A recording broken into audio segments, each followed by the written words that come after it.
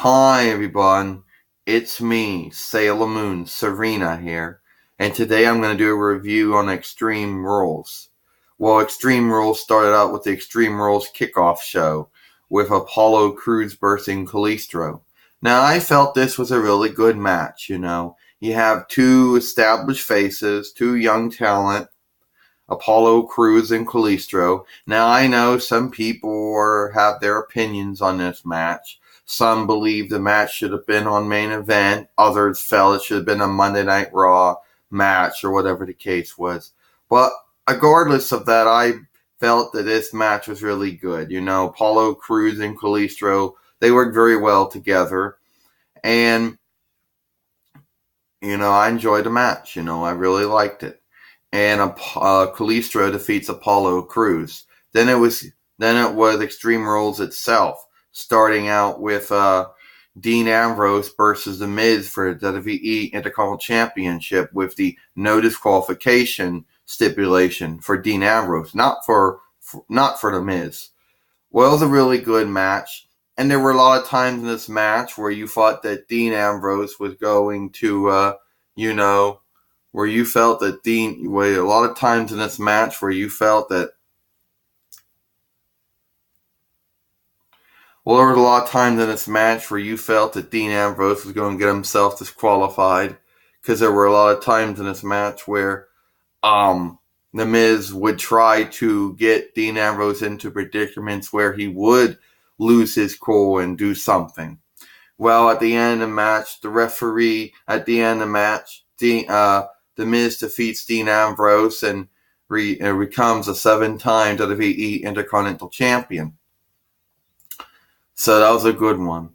Now the next match was a mixed tag team match with Rich Swann and Sasha Banks taking on Nell Dawn and Alicia Fox. Now, surprisingly enough, this angle did come out because Rich Swann and Nell Dawn did have an angle. Sasha Banks and Alicia Fox did have an angle between each other, so it wasn't just a match thrown together, like some may actually believe. But this was a good mixed tag team match. I enjoyed it. Now, some people are going to complain that it didn't have some extreme or hardcore stipulation, but I guess the fact that it was a mixed tag team match was probably the stipulation on it, regardless of that.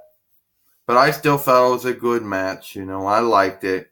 And at the end of the day, it was still a good match to me. Well, Rich Swann and Sasha Banks defeats Nell Dawn and and Alicia Fox. Next match, we saw Bayley versing Alexa Bliss for the WWE Raw Women's Heavyweight Championship and a kendo stick on a pole match. And yes, there were a lot of times in this match where, and no one knew Bayley was going to use it. I mean, there was times where Bayley was hesitant to use the kendo stick, but then Alexa Bliss took full advantage of this, and every time she used it on her. At the end, Alexa Bliss defeats Bayley and retains the WWE Raw Women's Heavyweight Championship. Now I know some people are gonna complain because the match was short. People will find things to nitpick about. And of course, having short matches, people will nitpick. Well, I felt it was still a good match. The next one, we had Matt and Jeff Hardy, the Hardy Boys, versus Antonio Cesaro and Sheamus Osiris for WWE Raw Tag Team Championships in a steel cage match. Really good match. I mean, there were a lot of times where Matt and Jeff Hardy were prevented from getting out by Antonio Cesaro and Sheamus Osiris. Sheamus Osiris and Antonio Cesaro were presented to get out by Matt Hardy and Jeff Hardy. Then there were points in the match when one partner would actually be out of ring but was unable by the other two. And at the end, Antonio Cesaro and Sheamus Osiris defeat the Hardy Boys, Matt Hardy and Jeff Hardy, and win the WWE Raw Tag Team Championship for the second time. So the next match we had was Austin Aries versus Adrian Neville for the WWE Cruiserweight Championship in a submission match. Now, this was a really good match. There were a lot of times in this match where you thought Austin Aries hadn't won. And a lot of times where you thought Adrian Neville was going to win. Well, very surprising, Adrian Neville defeats Austin Aries to retain the WWE Cruiserweight Championship. I enjoyed this match.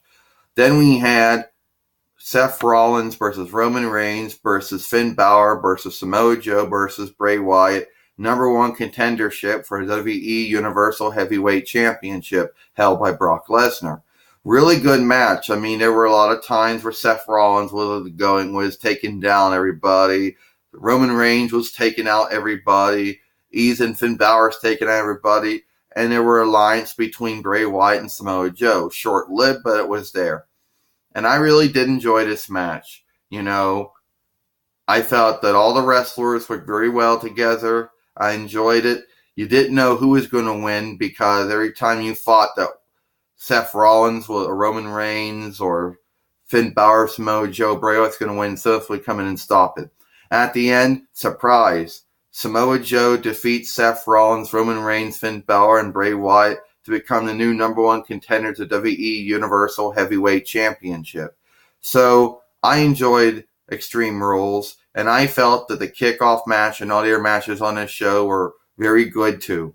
So that's it. I'm Sailor Moon Serena, and I hope you enjoyed this video.